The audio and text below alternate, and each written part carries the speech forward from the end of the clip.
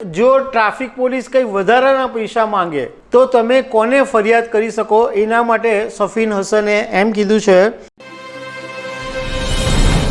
નમસ્કાર દર્શક મિત્રો, અત્યારે હું તમારી સાથે જે વિષય પર વાત કરી રહ્યો છું એ તમારા ખાસ કામનો વિષય છે, એટલે તમે ધ્યાનથી સાંભળજો, કારણ કે તમારી જિંદગીમાં આ રોજે રોજ બનાવ બનતા હશે કે તમે કોઈ જગ્યાએ ગયા હો અને ટ્રાફિક પોલીસ આવીને તમારી ગાડી ઉંચકી જાય, તમને ઘણી બધી સમસ્યાઓનો સામનો કરવો પડતો હશે। તો એના નિયમો શું છે, કેટલા રૂપિયાનો દંડ છે, તમારી ગાડીને નુકસાન થાય તો શું થાય, તમને વાહન કોણ લઈ ગયું છે, કયા ટ્રાફિક પોલીસમાં એ વાહન ગયું છે એની માહિતી મેળવવી છે।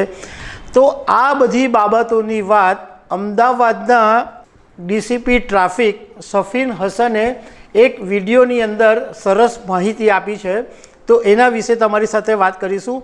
મારું નામ રાજેશ શાહ છે અને તમે જોઈ રહ્યા છો ખબર છે.com। દર્શક મિત્રો, તમે કોઈને પણ પૂછજો તો આખા ગુજરાતની અંદર ઘણા લોકોને આ બાબતની સમસ્યા છે કે કશે કોઈ દુકાનમાં 5 મિનિટ માટે ગયા હોય, કોઈ ઓફિસ માટે ગયા હોય અને બહાર આવીને જોઈએ તો વાહન હોય જ નહીં, 2 વ્હીલર હોય, 4 વ્હીલર હોય, અને પછી ખબર પડે કે આ તો ટ્રાફિક પોલીસવાળા ઉચકીને લઈ ગયા છે।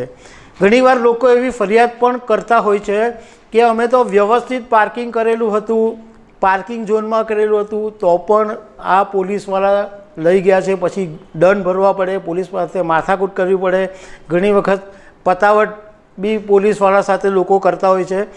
હવે અમદાવાદના ડીસીપી ટ્રાફિક સફીન હસને આ વિશે લોકોને એક યોગ્ય માહિતી આપી છે કે તમે નો પાર્કિંગની અંદર વાહન પાર્ક કર્યું હોય અથવા લોકોને અડચણરૂપ જો તમે વાહન પાર્ક કર્યું હોય તો ટ્રાફિક પોલીસ અને કેટલીક એજન્સીઓને આ કામ સોંપવામાં આવ્યું છે, એ તમારા વાહનોને ત્યાંથી ઉંચકી જઈ શકે છે। હવે આના માટે 2 વ્હીલર અને 4 વ્હીલરનો જે દંડ છે એ 500 રૂપિયા છે। એમણે એમ કીધું કે બીજી વખત જો ફરીથી આવી રીતના વાહન પકડાય તો એનો દંડ વધીને 1000 રૂપિયા છે। એટલે તમે એક વખત પકડાય અને બીજી વખત પાછા પકડાયા તો એ વખતે તમારે 1000 રૂપિયા તમારો દંડ ટ્રાફિક પોલીસ વસૂલી શકે છે।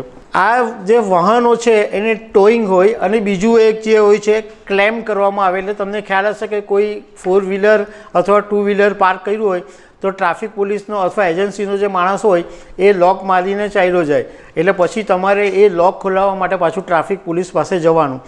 તો એની અંદર એમણે એવું કીધું છે કે એમાં નિયમ એવો છે કે જ્યારે ક્લેમ કરવામાં આવે તો ક્લેમ ફીની સાથે 600 રૂપિયા થઈ જાય છે, અને વાહનને ટો કરવામાં આવે તો 2 વ્હીલરનો ટોઈંગ ફી સાથેનો ચાર્જ 750 રૂપિયા થઈ જાય છે અને 4 વ્હીલરનો ચાર્જ 1100 રૂપિયા થઈ જાય છે।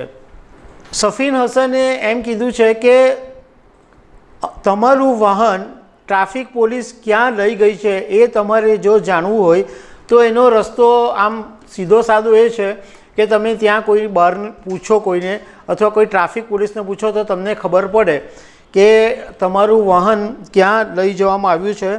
અને દરેકે દરેક વિસ્તારના જે ટોઈંગ પ્લોટ હોય છે એ ફિક્સ હોય છે।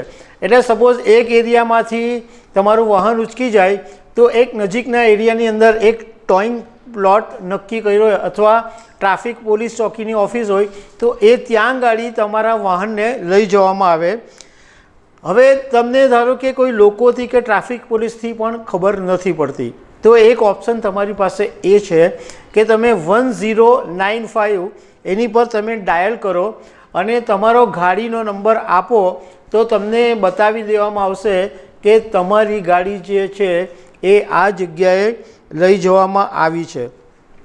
બીજો જે એક પ્રશ્ન છે એ તમારા ખાસ કામનો છે કે તમારું વાહન ટોઈંગ થઈ ગયું તો એમાં તમારી ગાડીને કંઈ નુકસાન થયું તો એના માટે કોણ જવાબદાર? તો સફીન હસને એમાં એવો જવાબ આપ્યો છે કે જે એજન્સી હોય એને તમે દાવો કરી શકો કે તમારી ગાડીને જે નુકસાન થયું છે એ એજન્સીને તમે કહી શકો છો।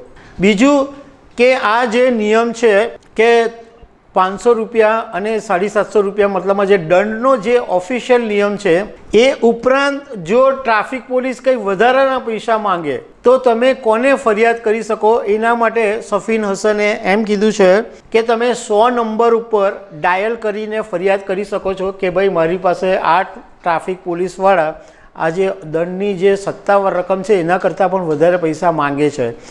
બીજો રસ્તો એ છે કે તમે 1064 એસીબીને ફોન કરી શકો છો અને એ ઉપરાંત તમે કોઈ નજીકના પોલીસ અધિકારીને પણ જાણ કરી શકો છો કે આ ટ્રાફિક પોલીસવાળા અમારી પાસે વધારે પૈસા લે છે.